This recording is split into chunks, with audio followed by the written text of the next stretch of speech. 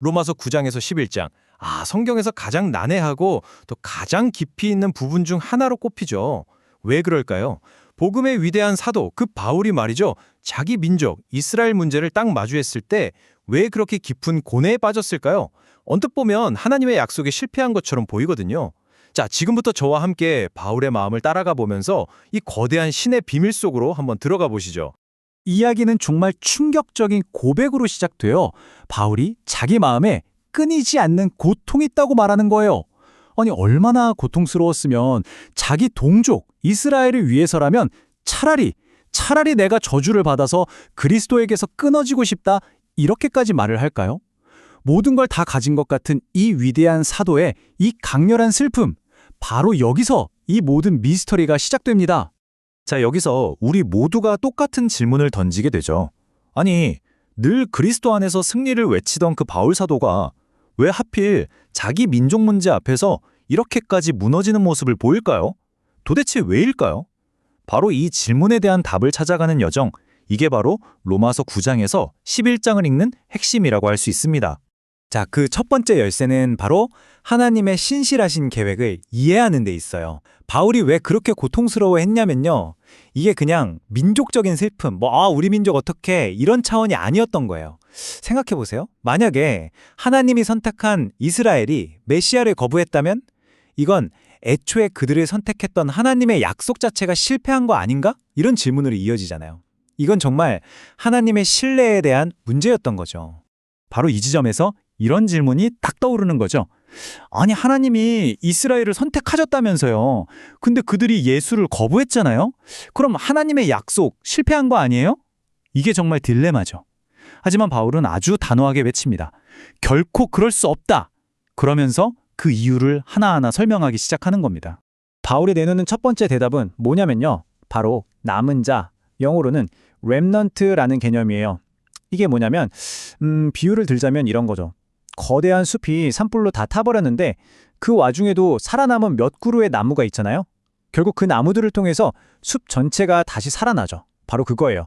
하나님은 역사 속에서 언제나 다수가 아니라 신실하게 남겨진 이 소수를 통해서 당신의 약속을 이어가셨다는 겁니다. 가장 대표적인 예가 바로 선지자 엘리야 시대의 이야기죠. 엘리야가 완전히 절망해서 하나님, 이제 저 혼자 남았습니다 라고 외쳤을 때 하나님이 뭐라고 하셨죠? 아니야, 엘리야, 내가 바알에게 무릎 꿇지 않은 7,000명을 남겨두었다. 바로 이 말씀이요. 바울은 바로 이 원리가 지금 이 시대에도 똑같이, 아주 똑같이 적용된다고 말하고 있는 거예요. 자, 그런데 여기서 중요한 건요. 7,000이라는 이 숫자 자체가 아니에요. 진짜 핵심은 뭐냐면 그 7,000명이 자기들 힘으로 무슨 의지가 강해서 믿음을 지킨 게 아니라는 점입니다. 하나님이 뭐라고 하셨죠? 내가 나를 위하여 남겨두었다고 하셨잖아요. 그러니까 이 사람들은 전적으로 하나님의 주권적인 은혜로 보존된 거예요. 그들의 자격이나 노력과는 전혀 상관없이 하나님께서 일방적으로 베푸신 선물 같은 존재들이었다는 거죠. 바울은 바로 이 원리, 즉 이스라엘의 구원은 인간의 노력이 아니라 오직 하나님의 은혜 위에 서 있다는 걸 강조하고 있는 겁니다. 자, 이제부터 이야기가 정말 예상치 못한 방향으로 확 틀어집니다. 두 번째 포인트, 바로 이방인의 놀라운 역할이에요. 이제 무슨 말이냐면 이스라엘의 실패처럼 보였던 그 사건의 한가운데에 사실은 유대인이 아닌 이방인들을 향한 어마어마한 계획이 숨어 있었다는 겁니다. 여기서 바울이 아주 중요한 단어를 하나 써요. 바로 비밀, 헬라어로는 미스테리온인데요. 이게 그냥 아무도 모르는 비밀 이런 뜻이 아니고요. 과거에는 감춰져 있었지만 이제는 드러난 하나님의 계획이라는 의미예요. 그러니까 이스라엘이 메시아를 거부한 사건은요, 단순한 실패나 비극이 아니었다라는 거죠. 오히려 이방인들에게 구원의 문을 활짝 열기 위한 하나님의 더 큰 그림, 그 안에 포함된 의도된 사건이었다는 정말 놀라운 통찰입니다. 그 핵심 전략이 뭐냐? 바로 거룩한 시기심입니다. 히브리어로는 키나라고 하는데요. 한번 상상해 보세요. 본래 언약의 상속자였던 이스라엘이 자기들은 거부했는데 언약 밖에 있던 이방인들이 자기들이 누려야 할 그 영적인 축복을 막 누리는 걸 보는 거예요. 그러면 어떤 마음이 들겠어요? 저거 원래 우리 건데? 하면서 우리가 도대체 뭘 잃어버린 거지? 하고 깨닫게 된다는 거죠. 바로 이 질투심을 통해서 그들이 다시 하나님께 돌아오도록 이끄는 것. 야, 이게 바로 하나님의 지혜로운 계획이라는 겁니다. 자, 세 번째로 넘어가 볼까요? 바울은 이 복잡한 이스라엘과 이방인의 관계를 아주 강력하고 선명한 이미지 하나로 딱 정리해 줍니다. 그게 바로 한 감람나무 비유예요. 이 비유 하나에 이스라엘과 이방인을 향한 하나님의 계획이 정말 압축적으로 다 담겨 있다고 보시면 됩니다. 자, 이 감람나무 그림을 한번 머릿속에 그려보세요. 단계별로 한번 뜯어볼게요. 첫째, 나무의 모든 생명을 공급하는 뿌리가 있겠죠? 이건 바로 아브라함, 이삭, 야곱과 맺으신 하나님의 거룩한 약속, 언약입니다. 둘째, 그 뿌리에서 자라난 원가지들이 있어요. 이건 당연히 이스라엘 백성이겠죠.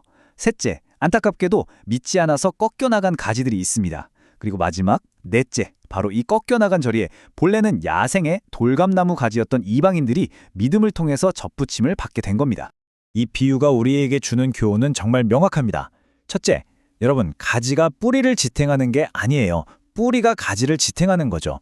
그러니까 우리 이방인들의 구원은 이스라엘과 맺으신 그 언약이라는 뿌리에 기반하고 있다는 걸 절대 잊으면 안 됩니다.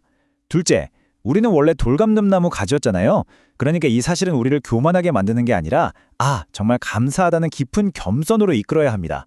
그리고 마지막으로 아주 중요한 것, 원가지를 꺾으실 수 있었던 하나님은 당연히 그 원가지를 다시 그 자리에 붙이실 능력도 가지고 계시다는 사실입니다. 자, 이제 네 번째입니다. 지금까지 흩어져 있던 모든 퍼즐 조각들이 드디어 하나로 딱 맞춰지는 순간입니다. 이 거대한 신적 드라마의 최종 목적지, 그 클라이맥스는 바로 온 이스라엘의 구원이에요. 그런데 이게 도대체 어떻게 이루어진다는 걸까요? 이 마지막 사건의 타이밍을 이해하려면 충만함이라는 개념을 꼭 알아야 해요. 우리가 보통 이방인의 충만한 수가 차면 이런 말을 많이 들어서 무슨 정해진 숫자, 커터 같은 걸로 생각하기 쉬운데요. 근데 바울이 사용한 헬라어 단어 플레로마는 사실 그런 뜻이 전혀 아닙니다. 그러니까 바울이 생각한 충만함은 몇 명, 이런 양적인 개념이 아니에요. 이건 질적인 개념입니다. 비유하자면 과일이 충분히 무르익어서 가장 달고 맛있는 상태가 되는 것, 바로 그 성숙의 정점을 말하는 거예요. 그러니까 이방인의 충만함이 찬다는 건 이방인 교회가 영적으로 충분히 성숙해서 하나님이 보시기에 이제 됐다 할 만한 열매를 맺는 상태, 바로 그걸 의미하는 겁니다. 자, 그럼 이제 마지막 질문입니다. 이방인의 충만함이 이렇게 찼을 때 그때 일어날 온 이스라엘의 구원이라는 건 정확히 뭘 의미하는 걸까요? 그냥 모든 유대인 한 사람 한 사람이 다 구원받는다 이런 뜻일까요? 바울의 대답은 놀랍게도 아니오입니다. 여기서 온 이스라엘이라는 표현은요, 모든 개인 한 명 한 명을 말하는 게 아니에요. 이건 이스라엘이라는 민족 전체가 하나의 공동체, 하나의 국가적인 정체성으로 함께 반응하는 걸 의미합니다. 사실 이런 용법은 구약 성경을 보면 아주 흔하게 나와요. 예를 한번 들어볼까요? 여호수아서를 보면 아간이라는 사람이 죄를 지었을 때 온 이스라엘이 그를 돌로 쳤다고 나와요. 이게 그 자리에 있던 모든 사람이 한 명도 빠짐없이 돌을 던졌다는 뜻이겠어요? 아니죠. 이스라엘이라는 공동체 전체가 하나의 뜻으로 그 죄를 심판했다. 이런 의미인 겁니다. 또 다른 예도 있어요. 압살롬의 반역 사건.